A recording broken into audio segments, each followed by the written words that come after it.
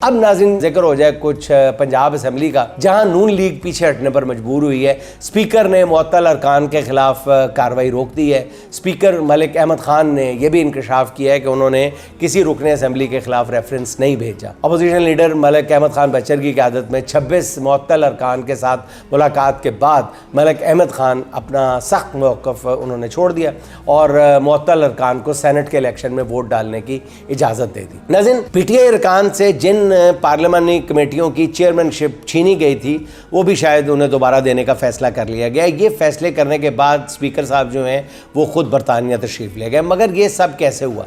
Speaker के अरकान assembly के ख़िलाफ़ रेफरेंस भेजने के फैसले पर खुद नून लीग के रहनुमा भी तनकीद कर रहे थे, मगर स्पीकर ने उस वक्त उनकी कोई बात नहीं सुनी थी।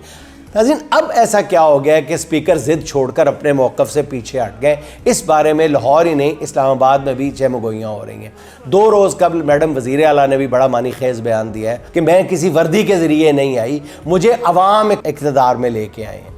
इस पर यार लोगों ने अपनी हंसी रोकने की कोशिश की होगी जब उन्होंने ये कहा होगा कि मुझे अवाम इक़्तिदार में लेके आए। बहरहाल तो बावसूख ज़राए अब ये कहते हैं कि मैडम वज़ीर आला ने पीटीआई की क़यादत को ये पैगाम भी भिजवाया है कि उनके ख़िलाफ़ जो जुल्म और ज़्यादती हो रही है इसके पीछे वो नहीं है बल्कि इन ज़्यादतियों का माई बाप कोई और है।